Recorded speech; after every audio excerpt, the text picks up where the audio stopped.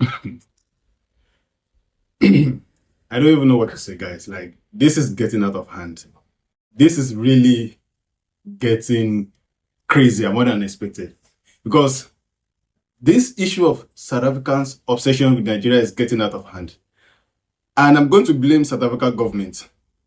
Government of South Africans, all you guys that are holding offices in South Africa, you have really messed up your people. You have messed up your people's head. Because now they see Nigerians, your people, South Africans, now they see Nigerians like we are the new white guys in town. Like we are the guys that colonized South Africa, or we are the guys that, like, we are the new form of apartheid in South Africa. This is what it looks like, because the way South Africans want to see Nigerians down is becoming alarming. I'm telling you the truth. The way South Africans want to see Nigerians coming down, the way South Africa wants to see Nigeria perish, the way South Africans want to see Nigeria destroyed, the way they just want Nigerians out of the sight. It's just like this kind of Russia-Ukraine war. And funny thing is, Nigerians don't even care about South Africans. Nigerians don't care. Nigerians that you are fighting with are the minority Nigerians in South Africa. And Nigeria we are too much people. If you want to come at Nigeria, you won't win. You can never win. Let me tell you one thing today. Those Nigerians that you see in South Africa, they're not even the real Nigerians. Because in South Africa, I lived in South Africa anyways. To remind you, I have lived in South Africa. And Nigerians that are in South Africa, they're just basic, normal Nigerians. Like Nigerians that just want, they just want to pay their rent, have small change. Nigeria, I'm not trying to jibe Nigerian South Africa, but Nigerian South Africa, they're not those ambitious Nigerians that are really Nigerians. Because if you come to Europe, go to America, go to Canada, Australia, Asia, you will see Nigerians that have this energy of conquering. You see those Nigerians, those motivated Nigerians. Like, for example, just look at the UK government. There are a lot of Nigerians that have been in their government lately, running elections, winning elections, council chairman, all those kind of Nigerians. The Nigerians in South Africa are not. If you really want to see, if you want to fight against Nigerians, even when you see accomplishment of Nigerians in US, in UK, in Canada, in Europe, South Africans, you will know that you are very far from the game. You are not in the game at all. So just forget about it. Good guys, welcome back to the channel. Just another helpless Nigerian, and this kind of topic, I don't really want to talk about it before, because it was looking like game, like it was fun. But at some point, when you think about it very well, when you think about it, you see that this obsession of South Africans with Nigeria is just like that bitter ex-girlfriend that that thought maybe after breaking up with you, there's nothing for you, and later see you winning in life and just want to bring you down by all means. This is what I see with South Africans with Nigeria, because the way they are upset. Like, how can someone sit down in Joburg or Cape Town and be ordering Uber or what is it again? Bolt in Nigeria? Just this guy that you are disturbing in Nigeria, this guy even loves South Africa. This guy that you think that you're trying to get to, this guy, if they tell this guy, hey, would you like to go to South Africa? Say, yeah, because he just have a free, open mind. He doesn't see the hatred. Let me tell you, South Africans, Nigerians that you think are your enemy, they are the Nigerians in South Africa. Nigerians out of South Africa, they don't care about you. They don't know you. They don't, when this thing comes online, they just be like, okay, South Africa. The only thing Nigeria don't like about you is the xenophobia. And that's not just Nigeria. That's the whole Africa, because it doesn't just affect Nigeria. But all this child play, all this childish act that you do, the only people that see it are Nigerians in South Africa. Nigerians in America, they're busy working. They're busy in universities, professors. They are busy saving lives in the UK, in the hospital, doing politics, impacting countries to get better. They don't see you. Those ones that you see are those ones in South Africa that, you can easily get to them. They are afraid. Those are the Nigerians that you're getting to. If you think you are knocking Nigerians, you're wasting your time. And let me bust your bubble. Let me break your heart. You see those Nigerians that you see in South Africa, there's nothing you can do to drive them out. They're not going anywhere. Because one thing about Nigerians is Nigerians don't live because people ask them to live. No. Nigerians live when they see that there's nothing else to do, there's nothing more, like it's over. I mean, Nigerians in South Africa will live when you South African is already gone. Because there's one thing that we believe as Nigeria, like last man standing. We believe like if people are going to die, I want to be the last person. Nigerians, we are born, raised to survive. That's one thing you don't know. If Nigerians that you think are going to, if you think you can intimidate, threaten Nigerians to leave, you're joking. After everything you have done, how many of Nigerians, don't you still see Nigerians on your streets? So if you think, when you do this thing, you are wasting your time. Nigerians, before the first set of Nigerians leave South Africa, all South Africans are already gone. All South Africans are already refugees in another country. Nigerians will leave.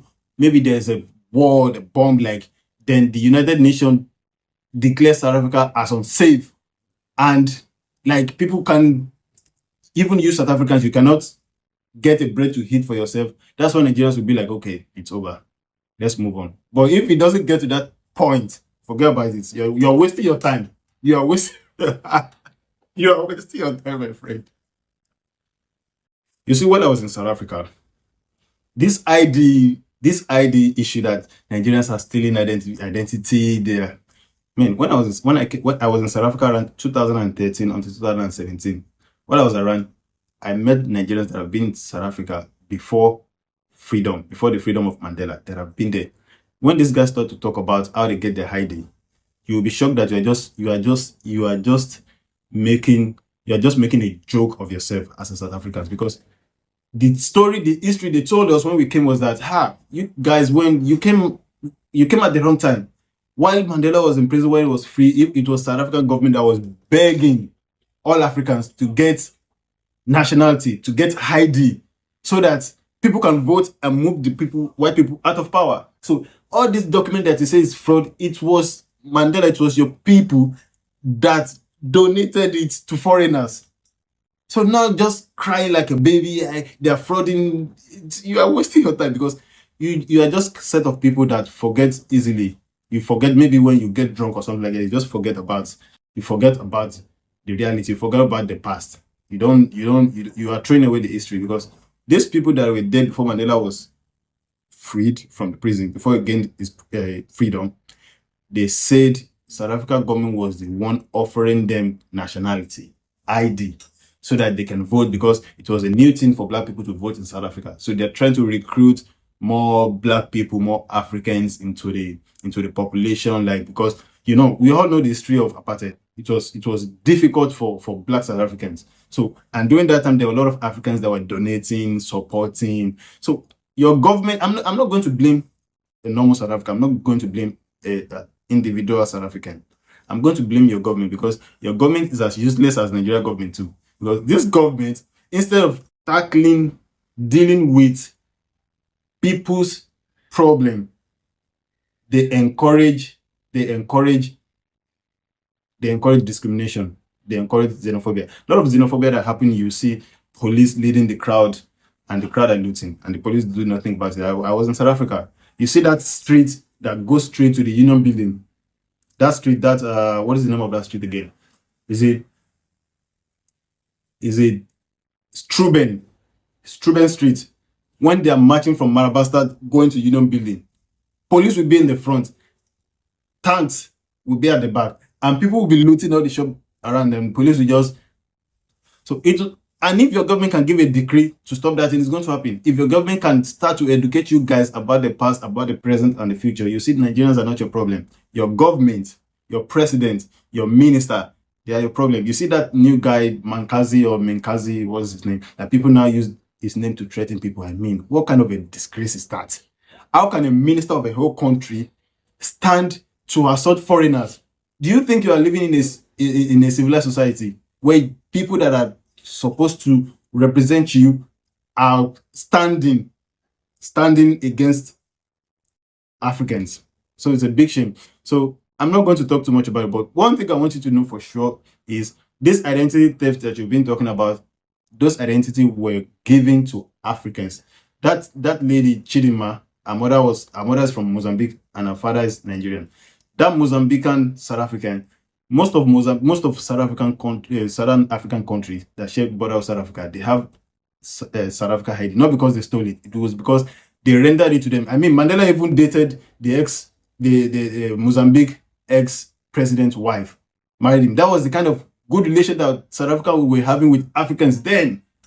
So Mozambicans came in, they got this ID. Now you're talking about thefts. Are you thinking, my friend? You're not thinking. Hey, Wena, you are not thinking. You are not using a head.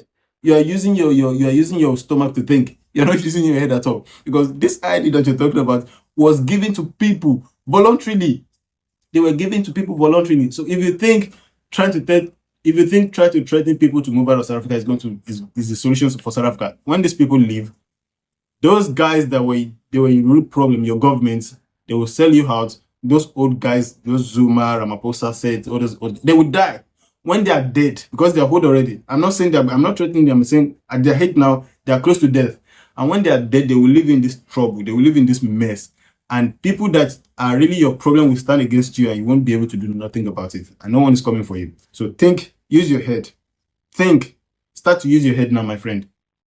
Stop being petty. Stop being childish.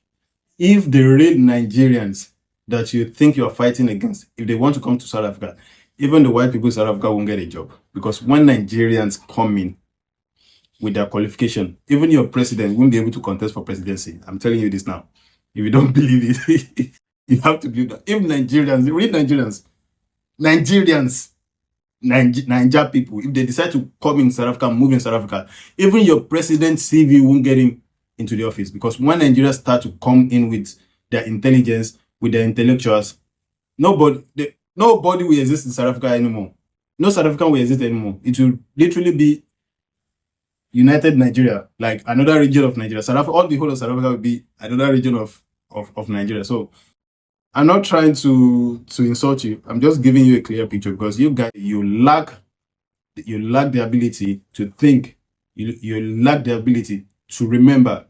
You lack the ability to process things. You just do things because your government, you don't have education. You need proper education. I'm not saying you're illiterate. Maybe you have all this Western education, but you need to be more educated about the history, about the real problem. Nigerians are not your problem. Wake up, my friend.